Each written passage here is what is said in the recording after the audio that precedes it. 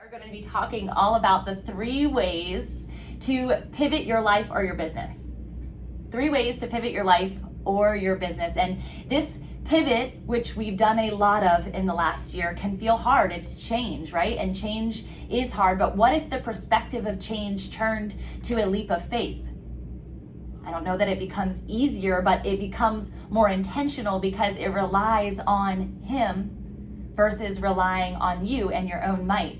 And so I'm going to give you 3 ways to think, 3 questions to probe yourself with before you make the change.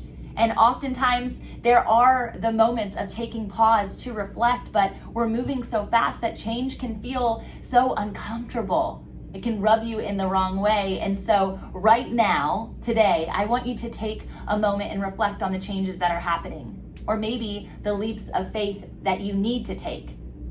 And if you're thinking through this, I want you to comment below right now about what that leap of faith is, what that change element is that's happening that might not feel so comfortable. And let's process this together. Before we get into the actual questions, I want you to think about Peter and Andrew and the comfort zone that they were in and the manifestation and the dream and the activity that they were doing every single day as fishermen. This is the way that they planned to take care of their family. This is how they were putting food on the table. This was their identity. I am a fisherman. And yet, they were talked to, they were examined, they were fully seen. And Jesus said, stop what you're doing and follow me. That's a massive life change. That's a huge pivot. And they had to surely ask themselves questions. How am I going to do this? What do you mean? You want me to leave my comfort zone? You want me to leave the thing that I've trained my whole life to do, the way that my family is sustained, the way that I call myself? It's the affiliated groups that you're in, it's the people that you're hanging with, and leave it all? Change it all?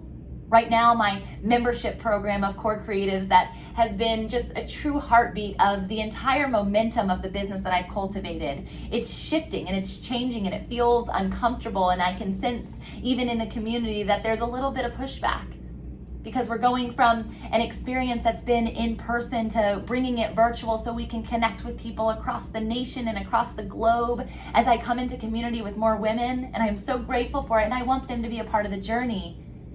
And yet there's a little bit of friction.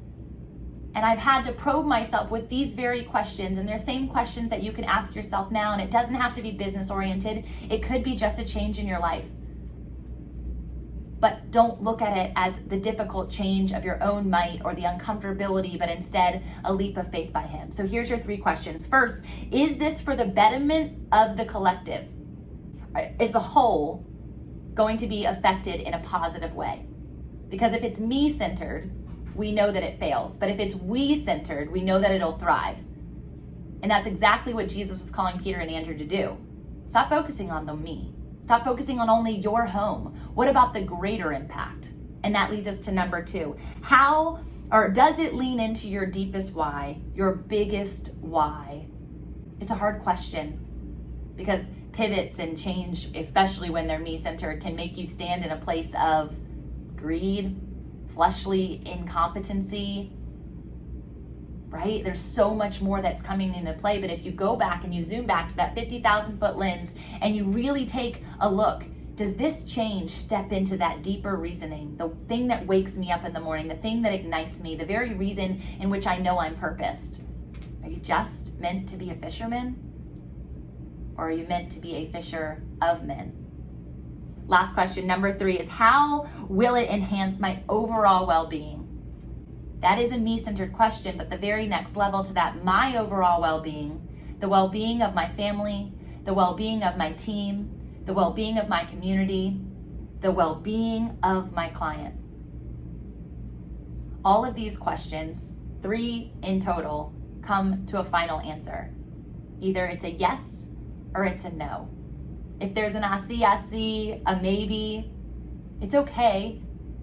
Maybe you jump in or you leap in, less like a cannonball and more like a tip of the toe, but The biggest thing here with change is that knowing of activation, and that activation provides clarity. You're not going to have a crystal clear answer when change comes into play, especially in your business, especially in your life, when a pivot is going to happen abruptly like it did with us in 2020.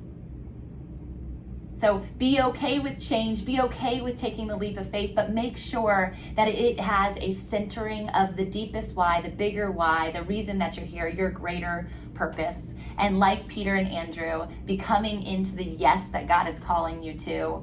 It's not an impact just for you. It's for everybody that's connected to you and for the greater kingdom. Guys, I hope you are blessed by this message. I hope it asks you some questions. If you want, I would love if you would subscribe to this channel. We are going to be dropping information like this, business and life oriented, every single week.